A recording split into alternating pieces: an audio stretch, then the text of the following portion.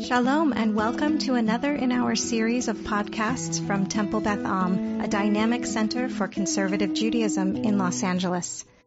Just to show you the complexity of religious-based movement, because I hope that one of the things you should have really learned from reading the material from Hamas, this is a religious movement. This is a theology. It's not political. It is, but it's the foundation. It's theological. And I just want you to know we have that same thing with us as Jews, right? We were talking about the fact, if you listen to Ben Gvir and you listen to Smotrich, who are extremist nationalists, right? And the things that they say about the Arabs are abomination. But they are the equivalent in certain respects to Hamas. Yes. They are that extreme religious nationalists. And I got to underline the word religious. But on the other hand, you have Neturei Karta and Satmar, who are more religious and don't accept Israel. It's an abomination. It's a violation of God's law. It should not. And I want to remind you, those people at some point in the past decade or decade and a half, they actually sent representatives to Tehran to a meeting that was held there against Israel. And you had these pictures of these black hats walking up the steps to go in. It's unbelievable. Okay. So, and Christianity had the same thing. Islam has the same thing. Judaism has the same thing. And what can we do? We are all human beings and we all have our pluses and our minuses. And I'm not trying to justify any of it, just to understand. Okay. Now, the first thing I want to begin with Hamas, and a lot of people forget this. Right after the war, a few weeks, and this was, you can read about this in an article. If you go online, you can write this down, okay? And you look up the name Matthew Levitt, Washington Institute of Excuse me. What? The spouse of my child's middle school, day school math teacher. Well, okay, you got yichus. Okay. Yeah. So when I donate there, I always do it in honor of Matt. Tybal, hold on.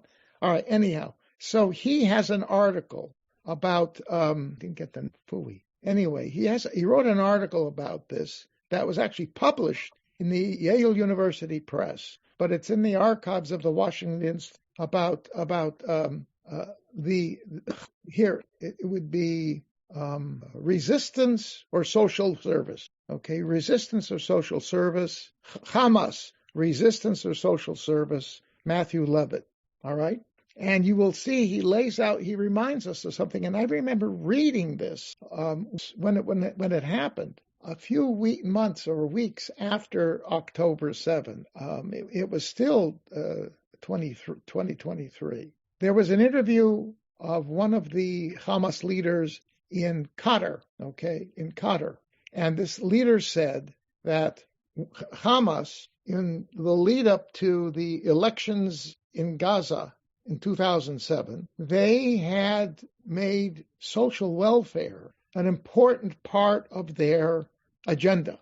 Right? When you say the resistance, you mean the destruction of Israel. That's what that's about. But they had made social service an important part of their agenda. And the fact is, if you were to talk to people prior to 2007, you would have, people were saying, well, even Hamas is a more moderate organization.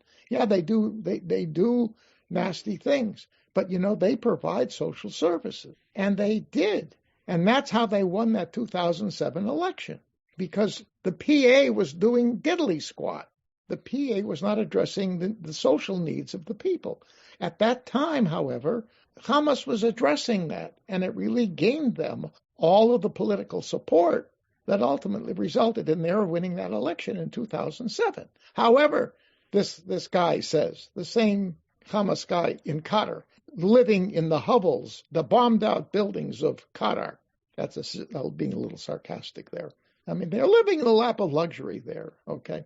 Anyway, so he said, we were not prepared to win that election. They had no plan in their agenda for running a government and for providing such things. And so they ultimately they had to face that and make a decision. Are they going to move forward with the resistance or continue to spend their time and money on social welfare?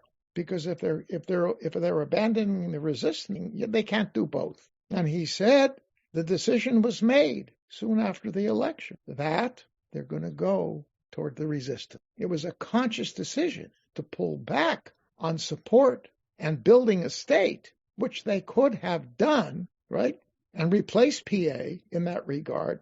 They chose not to. The destruction of Israel was their main goal, okay?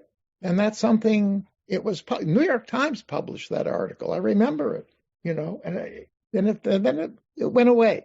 And it's funny because you rarely do you hear people talking about this. You don't. But it's such it gives you and that's of course when Sinwar slowly began to emerge on the scene, because if that's what they were going to do, number one, he was there especially when he got out of prison, he was there, and he could implement everything, and he was a charismatic person. While these other guys who could have been comfortable, apparently, with a different option, they had no say. And here we are today. Jackie. Another thing they did, they focused on what you said, is they have somehow managed to have a very good PR machine. And when I say that, I mean throughout the world. That is really kind of unbelievable, because just on one issue, the issue of gay people, any normal person that has, would know that Israel not only tolerates gays, but it's equality. And in fact, the human rights organizations, Israel is up with the Scandinavian countries in the top 5 of the most gay, call it gay loving, gay friendly.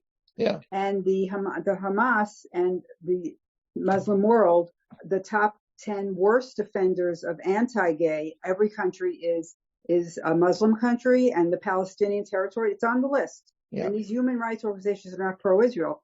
And yet somehow the narrative throughout the world, and the Jews kind of sit quietly, which really bothers me, That's my second point, okay? Yeah. And the narrative is, nobody brings out that Israel is the most pro-gay for the gays of any country in the whole Middle East, the only one. Yes. And somehow there's signs in the streets throughout the world, gay, and then someone, not going to be me, someone needs to get out there and, Wait, so, Jackie, yeah.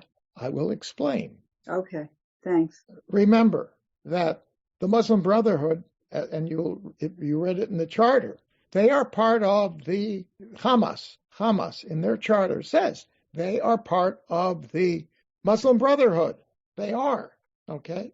The Muslim Brotherhood, however, and that's what I want. I'll hold your hand. Tabel, I see your hand, but I'm going to finish this thought. So keep it up there and I'll get back to it.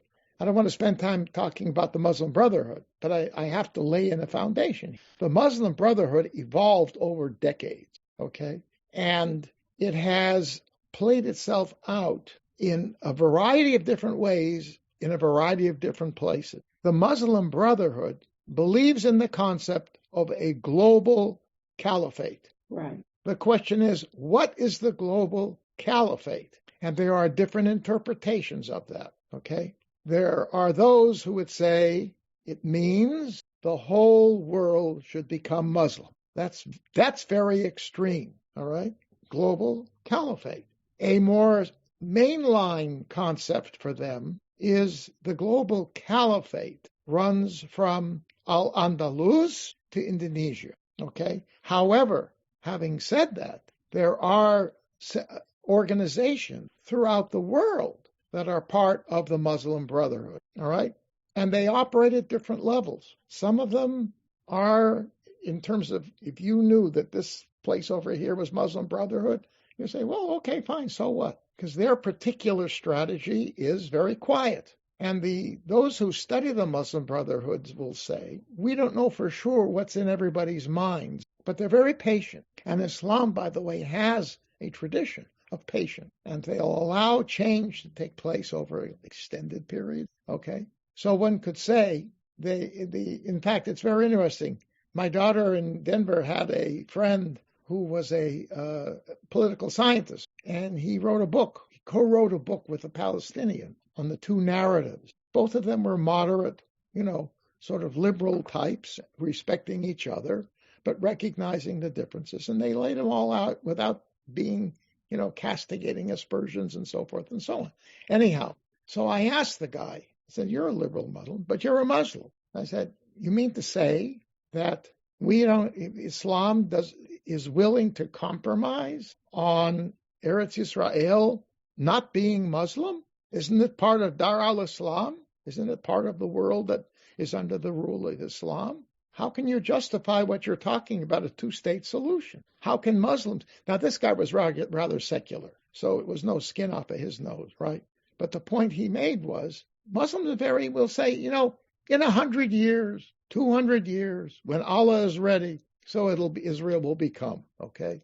It's the same kind of a notion that you see in terms of certain elements within Jewish messianic thought. This whole notion that, when God's ready, in a sense, that's what Satmar believes, right? Satmar believes when God is ready and the Mashiach comes, then Palestine will go away, blah, blah, blah. Israel will be a Jewish state run by Sanhedrin, like the Rambam said, okay? It's the same notion. God will handle it, okay? So but the thing is, once you realize that this is a religious movement, that it opens the door to all kinds of varying conclusions, and you can see different expressions of it all over the place. Now, the fact is, Muslim Brotherhood in the Middle East has been supportive of Hamas, okay? They're supportive of Hamas. They provide funding. You talk about PR, Jackie, right? They have their contacts all over the world. They can provide money to support those entities. As we know that in the United States, with the on campus, the whole tent thing, we know it was supported by some unknown, anonymous funder, because there was a plan that was unfolded on all the campuses. It was a boilerplate plan that was distributed, and money was given to people to go to that. Innocent people who knew nothing about this. They were at UCLA, I think I mentioned this. There were kids who just innocently said to a reporter or somebody, but this was recorded. He asked them, "Why are you here?" We said, "No. Online we saw, we'll pay you so much and so much if you go there." So we went. And nothing, they were totally innocent. Of course, once they're there, you can start to indoctrinate. But the point is that was all funded. Where did the funds come? So you have an international organization called the Muslim Brotherhood. Parts of it are working at that level.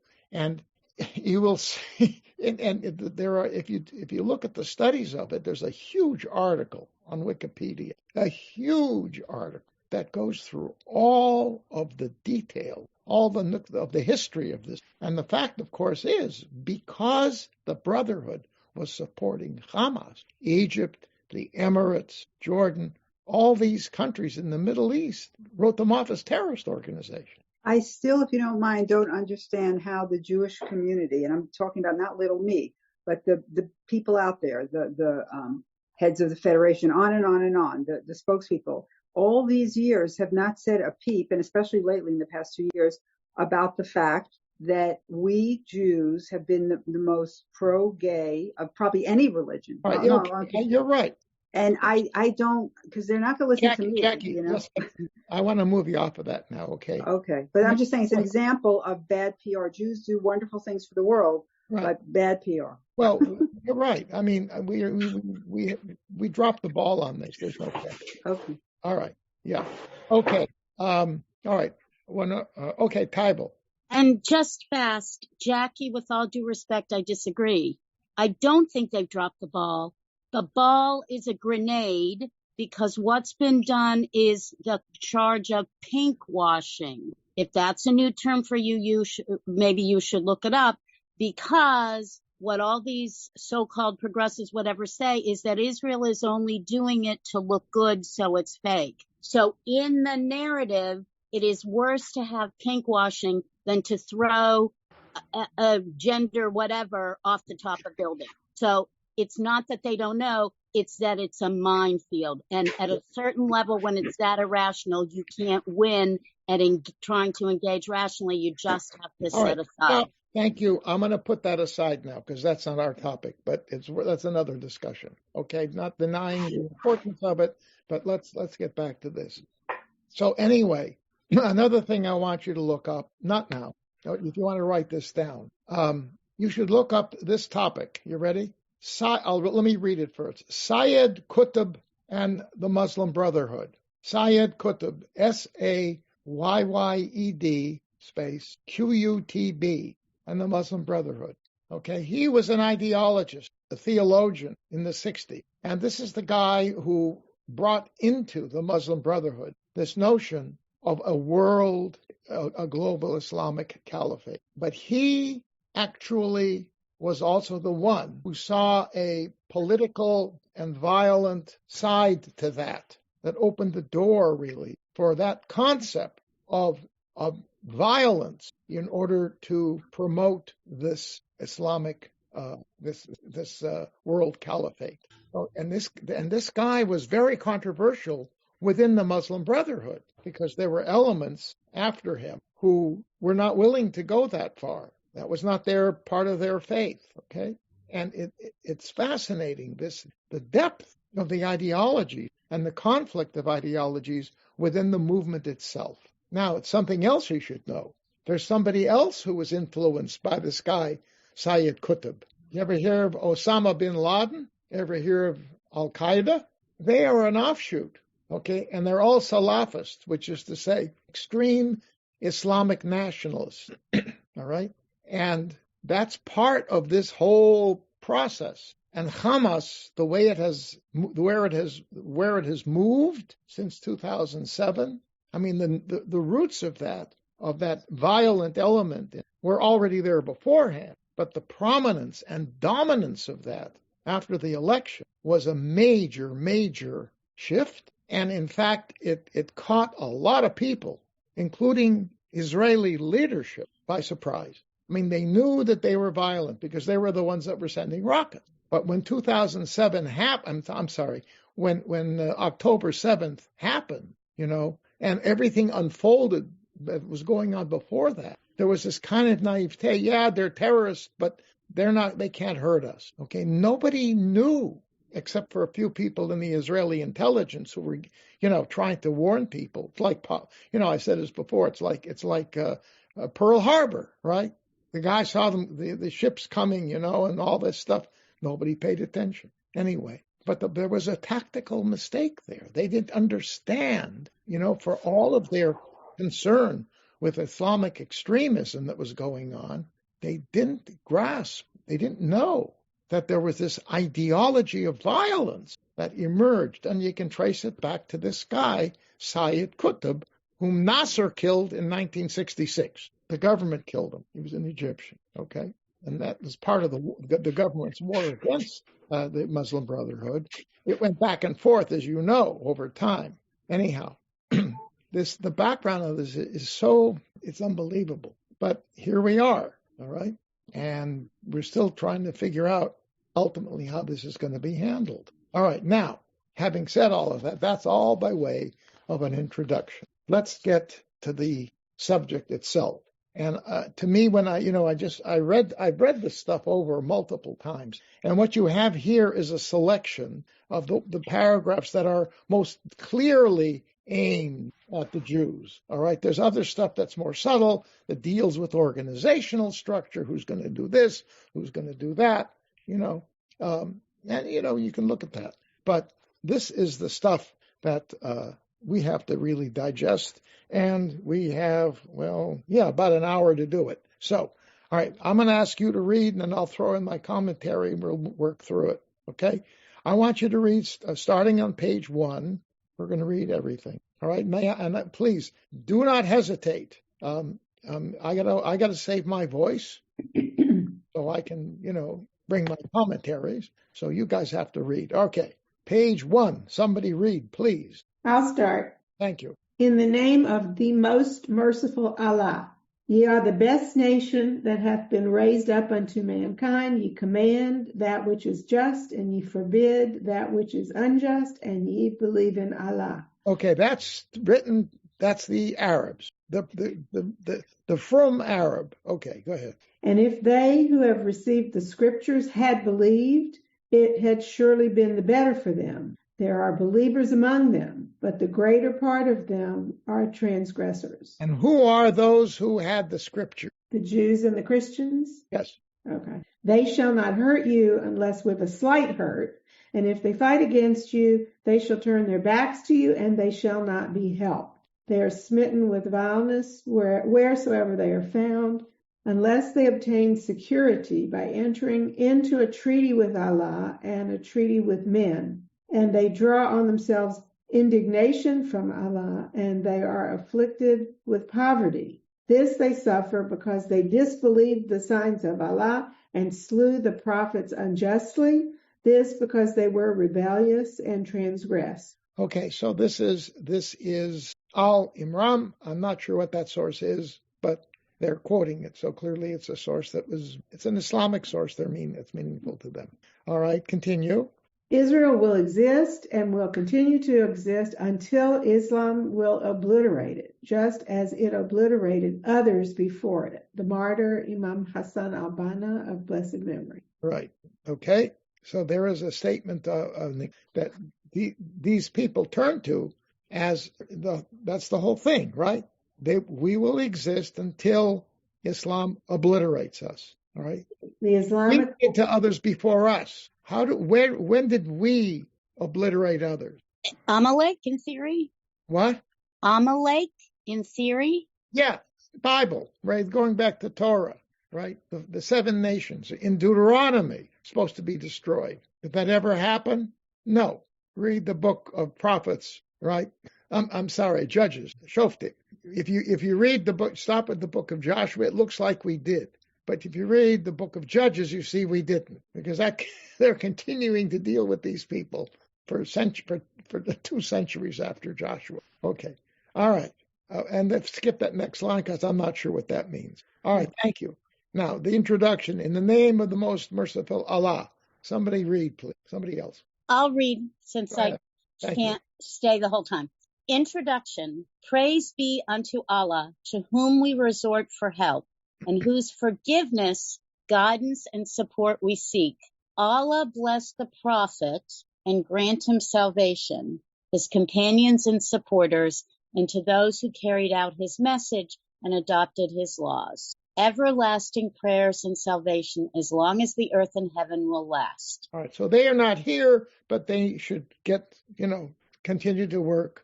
Well, it's like we say when we say in El Malay Rachamim, right? May your soul exist under the wings of God. Same thing. Okay, hereafter. Go ahead.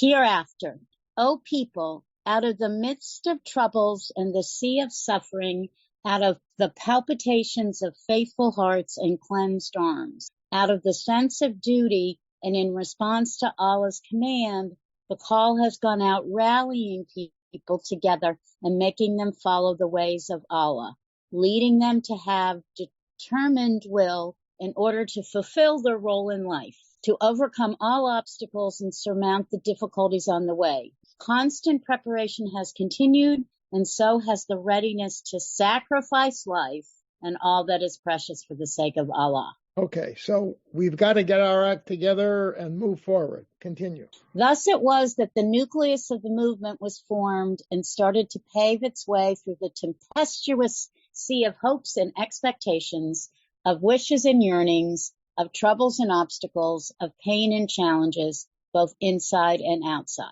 Okay, continue. When the idea was ripe, the seed grew and the plant struck root in the soil of reality, away from passing emotions and hateful haste. The Islamic resistance movement emerged to carry out its role through striving for the sake of its creator, its arms intertwined with those of all the fighters for the liberation of Palestine. All right, there you go. You have it for the first time, right? The resistance, its purpose is liberation of Palestine. Okay, continue. The spirits of its fighters meet with the spirits of all the fighters who have sacrificed their lives on the soil of Palestine ever since it was conquered by the companions of the Prophet. Allah bless him and grant him salvation, and until this day. Right, conquered by the companions of the Prophet, it means going back to the 7th century when that area was conquered by the Arab army. Okay, around 640, 639. All right, that's when they swept through that whole. It took them a few years, but they swept through that whole area. All right, that's what that's talking. Okay, all right, continue. I'm sorry, where? Okay. This covenant. Oh, sorry. Yeah, I rolled down that. I didn't realize. This covenant of the Islamic resistance movement. That's what Hamas, right? It's an abbreviation. For Hamas. The words Hamas, I mean, that word in Arabic, it means the Islamic resistance movement. In Hebrew, Hamas means violence. Different right. word, just a coincidence. Go ahead. Not that resistance is a flip of what's really going on. Okay. Clarifies its picture, reveals its identity, outlines its stand, explains its aims, speaks about its hopes, and calls for its support, adoption, and joining its ranks. Our struggle against the Jews, I know the reader I'm saying doesn't say Israelis, says Jews, is very great and very serious. It needs all sincere efforts. It is a step that inevitably should be followed by other steps. The movement is but one squadron that should be supported by more and more squadrons from this vast Arab and Islamic world until the enemy is vanquished and Allah's victory is realized. Okay, so this was formalized. The movement was created in 1987, and this document was formalized in 19. That's when this is being said. Okay, and of course this is the time after the 67 war, after the 73 war, right? After the Egypt, set in 1979 when Egypt makes peace with Israel, right? And you can see here that act ultimately is going to cause this kind of a group within the Muslim Brotherhood to really feel the need to do so, okay? And so, at that time, in the 1980s, you still had this notion of, from the Jordan to the sea, right? From the Muslim side, right? That the land of Israel belonged to the Muslims. Okay, all right, very good. Another quote from. You can see that this is like rabbis citing the Talmud or citing the Bible. Okay, this is the running comment there. Okay, so you have these two sentences. Just read them to yourselves, the two paragraphs. Okay, all right, good, thank you. Now, definition of this is all by way of an introduction, right? This is all by way of it. All right, so now somebody please read page 3. Paul, thank you. Article 1. Yeah. Okay, the Islamic resistance movement. The movement's program is Islam.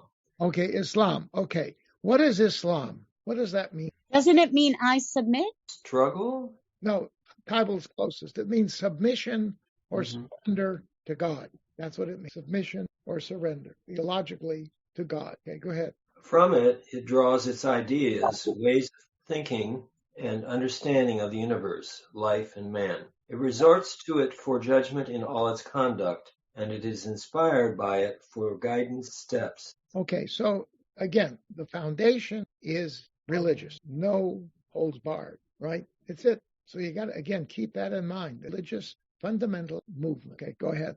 Article 2. The Islamic resistance movement is one of the wings of Muslim Brotherhood in Palestine. Muslim Brotherhood movement is a universal organization which constitutes the largest Islamic movement in modern times. That may be an exaggeration, but that's okay. It is characterized by its deep understanding, accurate comprehension, and its complete embrace of all Islamic concepts of all aspects of life, culture, creed, politics, economics, education, society, justice, and judgment, the spreading of Islam, education, art, information, science of the occult, and conversion to Islam.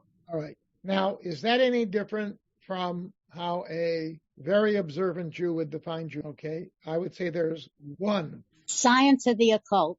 All right, that would be 2. Conversion to Judaism, right? We do not define our existence as a conversion. We welcome, we don't go after. That's and that explains, because remember what they did at the beginning of their existence was convert Everybody, except the people of the book. And that notion, as you've seen from the previous, exists. But their argument, and we saw that already in the Quran itself and in the Hadith, right, that there were Jews who deserved to be considered the book because they were observant of the law of Moses. But it's based on the Quran, and the Hadiths are based on the notion that most Jews aren't. And as I mentioned to you, that may be a reflection of Muhammad, who was dealing with quasi-assimilated Jews in Arabia, in Medina. Remember, we talked about that. And so that was the image, the model of the Jewish community. I mean, look, if you were a Muslim and you read the Pew reports of the American Jewish community, would you not agree with this? In other words, or agree with what was said earlier, that most Jews don't live according to the law of Moses. Am I right? Yes? Okay. So, we can understand how we operate as a people supports them, what they would define, where they would put the definition line of, okay, you are a true observer of the law of Moses. I'm speaking, if you ask the Hamas, point to people who are true observers of the law of Moses, my guess would be they would point to Neturei Karta and Satmar. See, those are the people who are the real believers. What do you mean by the law of Moses? Let's get that straight. I mean, Judaism.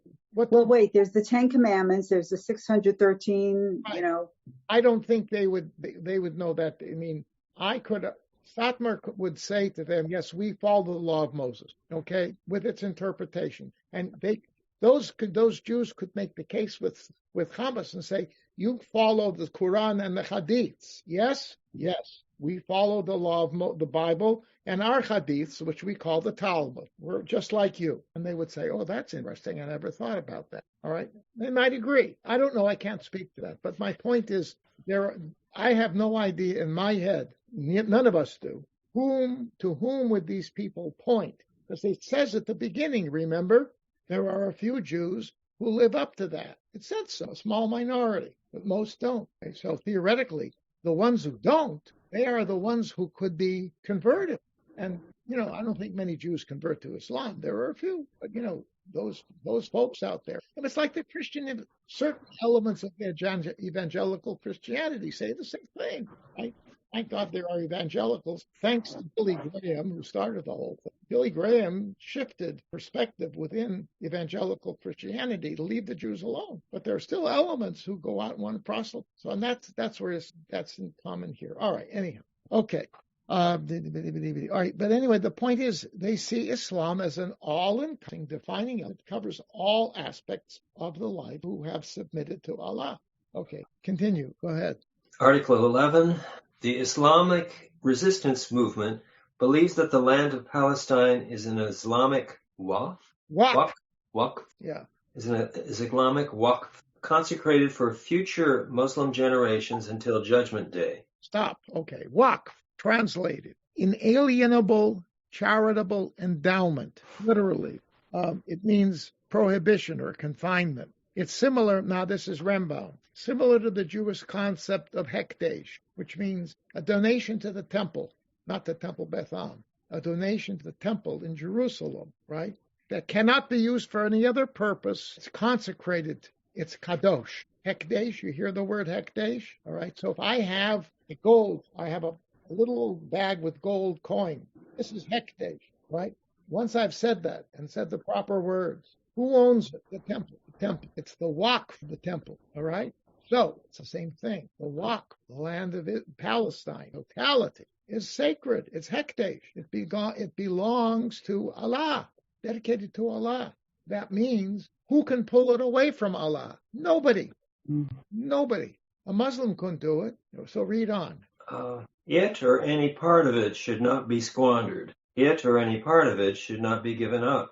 Neither a single Arab country nor all Arab countries, neither any king or president, nor all the kings and presidents, neither any organization nor all of them, be they Palestinian or Arab, possesses the right to do that. Palestine is an Islamic waqf land consecrated for Muslim generations until Judgment Day. This being so, who could claim to have the right to represent Muslim generations till Judgment Day? Right. Okay. Is this all lands that had been conquered by Islam, like all the way up to Spain? Yes. Yes. I don't think you began. We did like an introduction to the Muslim Brotherhood. We're talking about these ideas. Yes. And so the global one perspective of these groups that are under the influence of the concept of the global caliphate. So that goes from Spain, in particular, Al-Andalus, Spain, in other words, the southern part of Spain, all the way, and any land in between. Islam conquered or came under the influence of Pakistan. The Muslim armies did not capture Pakistan. Muslims suddenly were that area state. Indonesia is a Muslim state, right? So those are all part of Tybal. Just quickly, yes. I think for Paul, at least what I thought, it's why in 2014 when terrorists, whatever, Muslims started beheading people, because it was a historical, it's not just that it's torture and up close, but it's an historical allusions way back to what the way to murder the opponents were back. I mean, even I thought far back for Crusades, I thought it was not just a way to murder, it was a way to add to the symbolism. Okay. All right. Continue. Go ahead. This is the law governing the land of Palestine in the Islamic Sharia law, and the same goes for any land the Muslims have conquered by force, because during the times of Islamic conquest, the Muslims consecrated these lands to Muslim generations till the Day of Judgment. All right, good. So and now here he has a description of how that happened. So I don't think you go into all those details. It's now 80 and at Article 14. Okay. Somebody else. Should I go? Yes. Okay, Article 14. I know Tabo had to go. She had another. Yeah. I get it. It's just you and me, Paul. Okay. The question of the liberation of Palestine is bound to three circles: the Palestinian circle, the Arab circle, and the Islamic circle. Each of these circles has its role in the struggle against Zionism. Each has its duties. It is a horrible mistake and a sign of deep ignorance to overlook any of these circles. Palestine is an Islamic land which has the first of the two Qiblas, direction to which Muslims turn in praying. So remember, what's Jerusalem called in Arabic? Al-Quds. Al-Quds. What does that mean? HaKadosh. Quds is... Oh, Kadosh. Kadosh. Quds, right? Take off the S sound, flip it to a sound. It's Kodesh. You're HaKodesh. The third of the holy Islamic sanctuaries. That's there are two of them on the... Oh, that's Mecca, Medina, and Jerusalem. Yeah.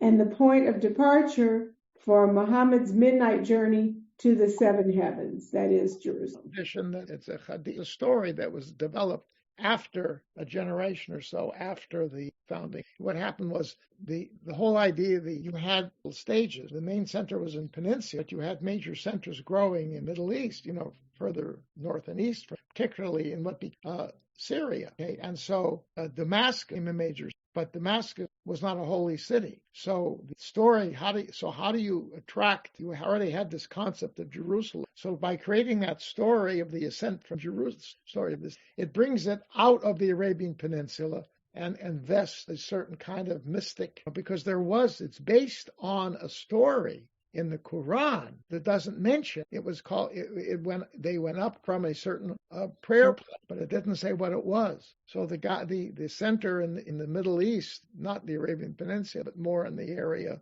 the rivers, right?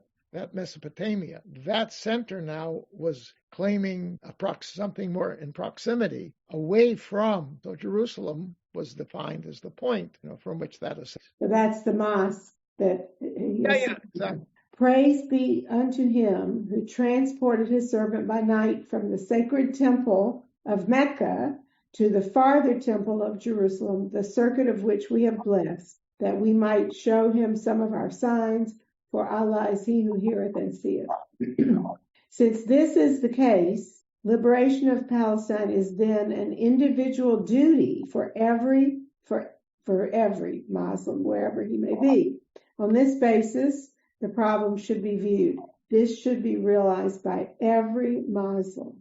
The day the problem is dealt with on this basis When the three circles mobilize their capabilities, the present state of affairs will change and the day of liberation will come nearer. So you have the three circles. You have the Palestinians, then the broader one is the Arabs, and finally the Islamics around the world. And that's you can see that they would define that as a brotherhood too.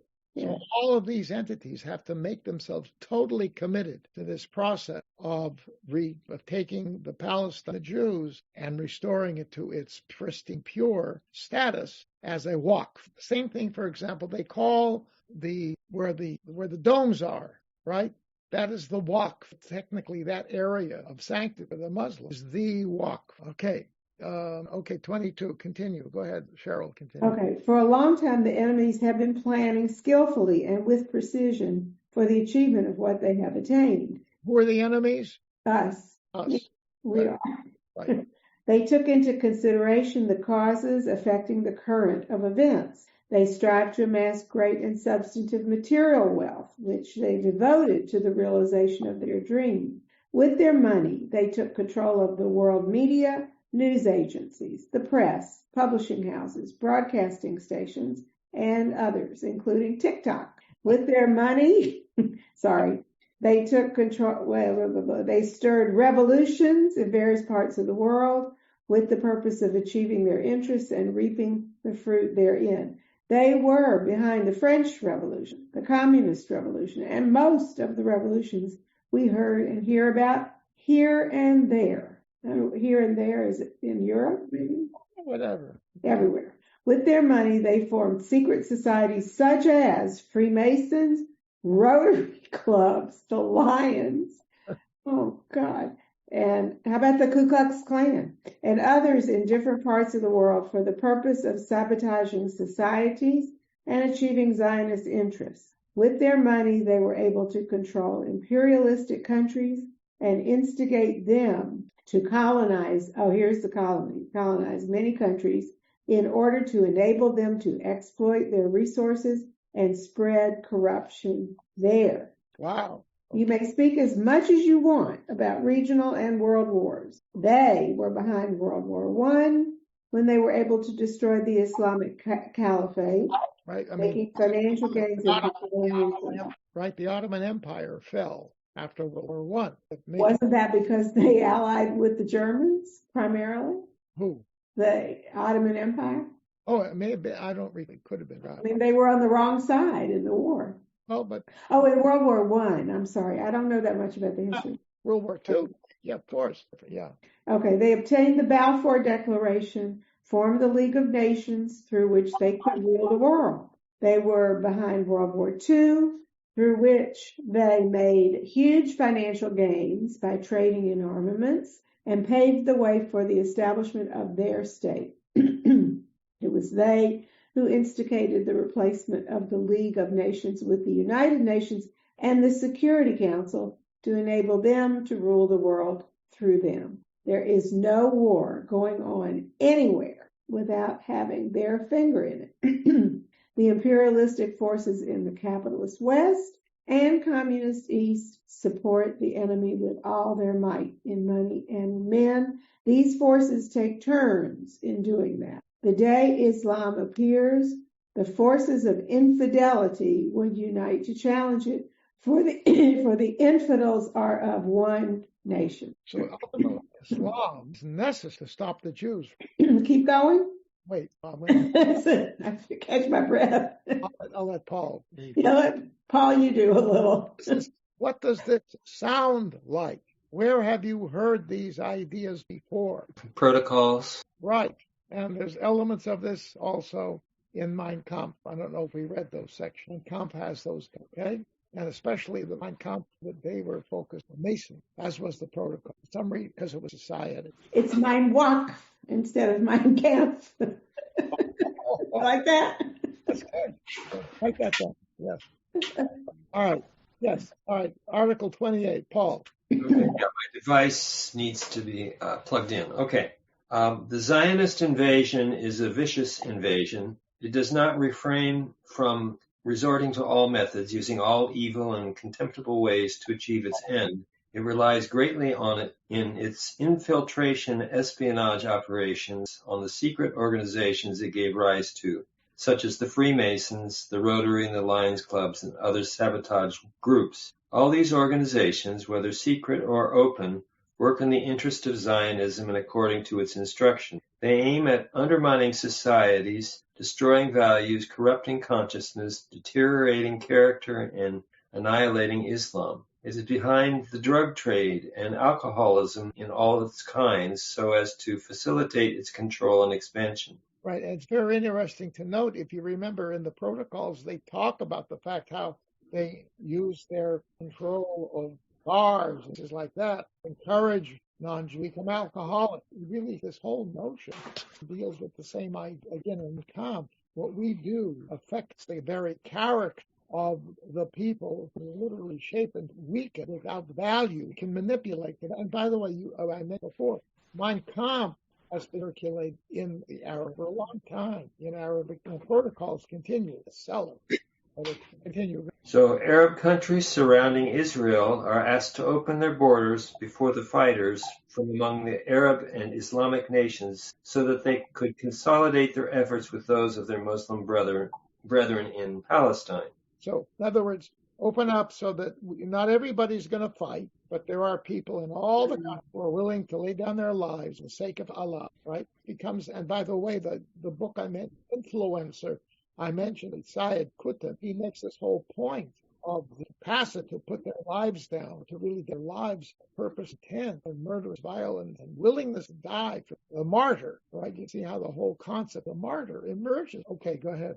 As for the other Arab and Islamic countries, they are asked to facilitate the movement of the fighters from and to it, and this is the least thing they could do. We should not forget to remind every Muslim that when the Jews conquered the Holy City in 1967, they stood on the threshold of the Aqsa Mosque and proclaimed that Muhammad is dead and his descendants are all women. Israel, Judaism, and Jews challenge Islam and the Muslim people. Okay, so Muhammad is dead and his descendants are all women. What does that mean? Weak. They're weak.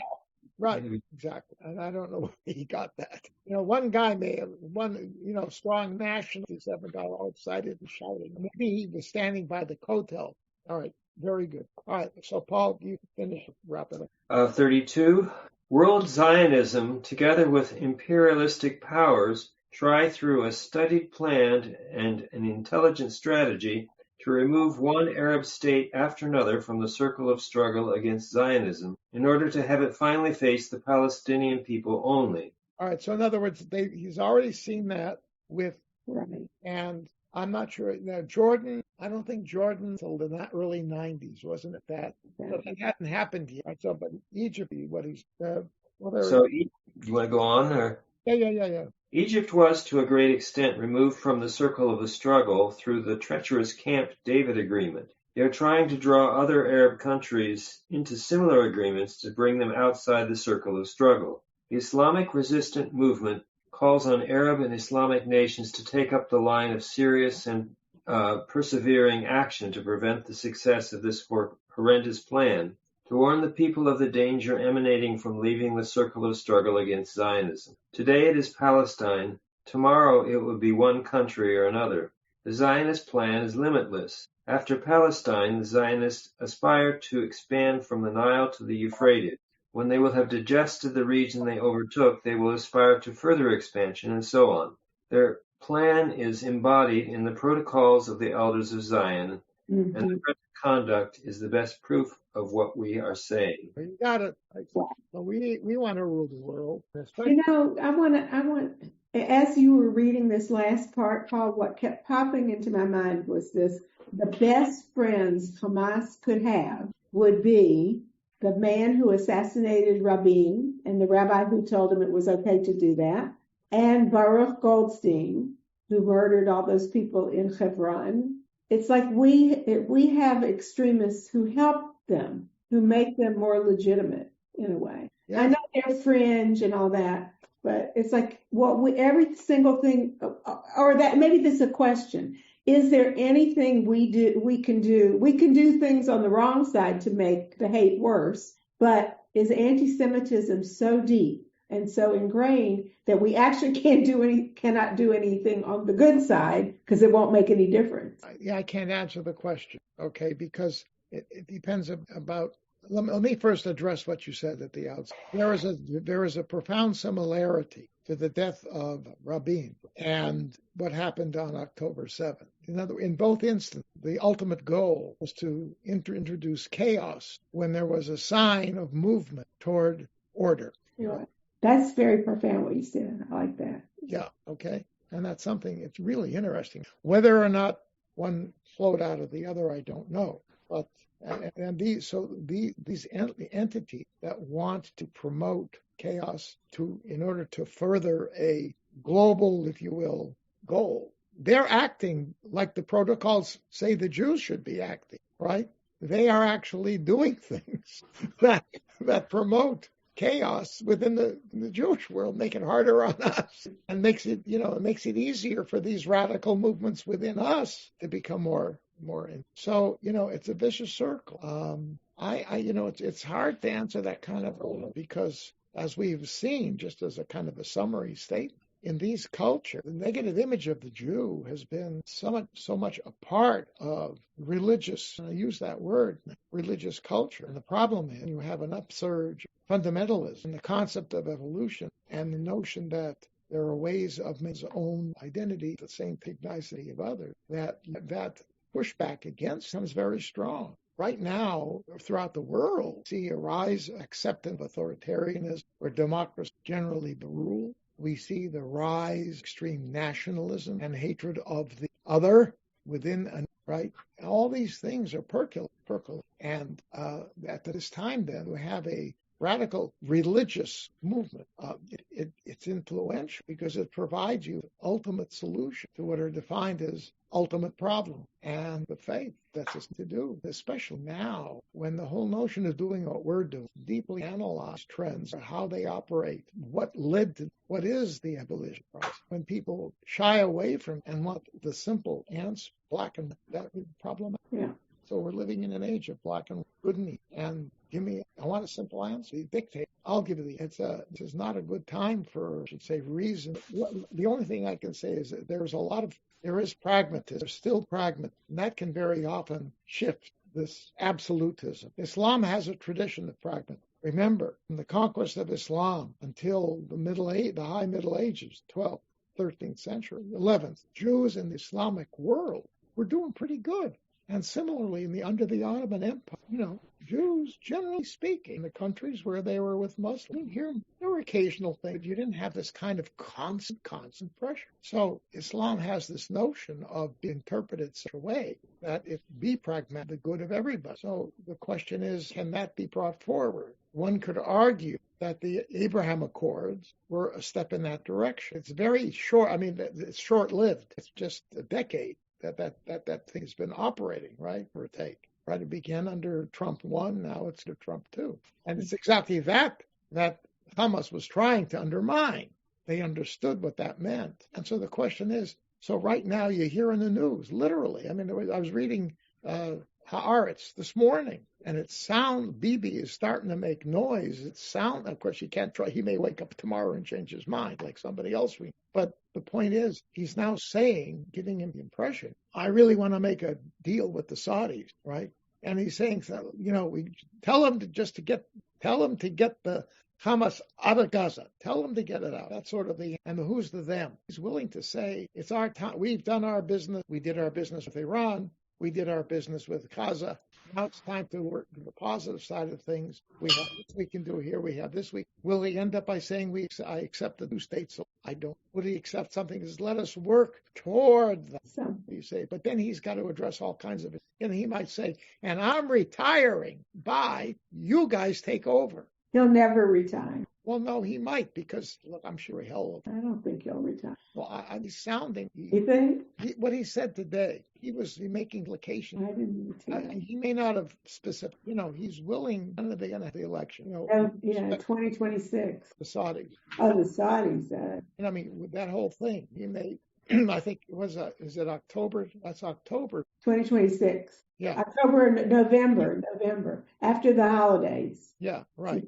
So, I mean, I don't know. Just all this stuff just broke this. But if that can happen, but then Israel has got to figure out very tough. What about how are you going to spank? How are you going to handle it? I mean, there are solutions to do in a more effective designed way. What they told the folks in Gaza, come back, we'll take care of you. Now, the problem we're prepared to take care of. The government says we're now starting a process of finding a place for you, the areas that will be part of Eretz. All right, we're telling you two choices: take advantage of what we're doing, or become a citizen of Palestine. If we move in that direction, if you do it now, I don't know if they're going to do that, but they really got to show it on the ground. They can't just talk it, spend some money on it. I don't know. There are ways of dealing with it. A lot of the people out there, a lot of them are crazy. But not all. They're like normal settlers too. There are people who just wanted to get out there and take advantage of cheap property, and get a life and do something and not have to worry about all the stuff in downtown Haifa or Tel Aviv. So you don't know. And I don't know if the areas that Israel is not going to give back, and it will be understood in any arrangement, these are staying part of, land swaps. If you do it, going back to that concept, it's feasible. Okay. But this charter could never imagine land swaps. No. So what about the people who deeply believe? How it's going to be up to the Palestinians to deal with. Right. That's the point. These countries, the Arab countries, are going to have to step forward and become positively part of the process of solving those problems, especially the ones that call the Muslim Brotherhood and terrorists.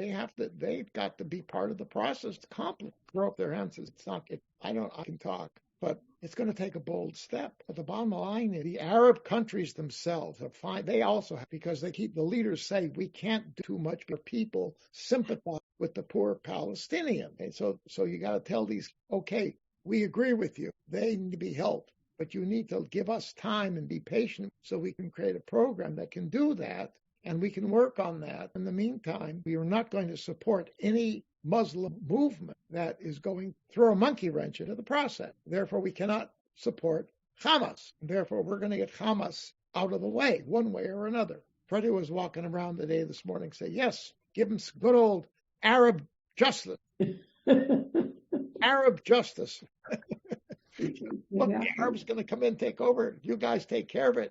Whatever you want, carte blanche, I'm not going to tell you how to do it. But the point is, if they're willing to see the long-term benefit in terms of what can happen to that whole part of the world, they could theoretically, that part of the world could send experimentation, progress, breakthroughs, who knows what. Iran has quieted down. These countries are all operating. People over there might be saying, we want part of that action. Maybe that will generate a government, because right now in Iran, why? What was the last act of warfare once the ceasefire? What was the last act of warfare? Just happened. What was it? Soroka Hospital. No. Another one? The last act. The prison? The what? The prison? No, the Israeli, no, that was not. The last act was rocket sent to Qatar yesterday to give Iranian face-saving propaganda. Sure. And Israel said, oh, and the United States said, and Qatar said, oh. So then, the Iranians told them, this is what we want to do. And everybody said, okay. So they did it. The missiles were knocked out, and everybody's happy. And now the Ayatollah can say, we ended this thing by attacking the U.S. base, because the other people don't know what's going on. And we are responsible for saving you from all this. God bless the Ayatollah. So that's what happened.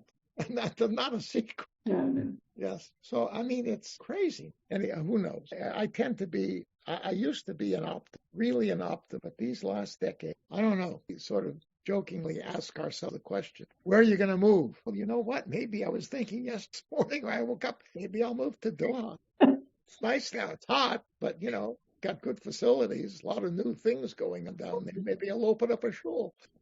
Or maybe I'll teach Judaism in some Islamic university. I might earn some money down there. But I have to make some Dubai, Yeshiva of Dubai. Right. Anyway. So, I mean, this is all being recorded, but that's okay, because I think it's important, to talk about the reality. I think everybody agrees. The one thing that a lot of countries agree, Hamas no longer be active. They have to be removed and kept out. And they and anything like that. Europe understands that. Our allies, U.S. allies, most of the moderate Arab countries, sure, Saudis. Frankly, the Saudis hate the Saudis. They're one of the countries that, banned the Muslim Brotherhood. So, and this is extreme Muslim. So there is no agreement. The question is, does Israel have to be the ones to do this? They tried to do a very good job, right? Oh, they did. Look, they did. Some good came. A lot of trouble came. A lot. Anyway, let's hope some wise. You know what? If President Trump can pull this together, I'm not going to vote first time because there will be no, but I'll give him a credit. People ask me, what about his first term? Muslim Brotherhood. With the Abraham Accords. Remember that happened on his Right. And I say immediately, that was the only good thing he did. Good thing. The Saudi credit create relations with Saudis. They work with Iran's quiet for a while and monitored in some way. All right, guys. Thank you so much. And you're welcome. Thank you. I really, this was, for me, again, a wonderful learning experience. I'd love to share it with who have reasonable heads and are wise enough to understand, be patient, because that is the only way to learn. You got to read, listen to their question, comment. Just want people who are going to be seeing the video. You have the document, read them through, look at them, don't beforehand. Don't just listen at the same time, mark them up, and you have some questions. I don't know the answer, but I can deal. You have been listening to another in our series of podcasts from Temple Beth Am, a dynamic center for conservative Judaism in Los Angeles. If you enjoy these podcasts, we invite you to write a review on the Apple Podcast site or wherever you get your podcasts. For more information about Temple Beth Am Los Angeles, go to tbala.org.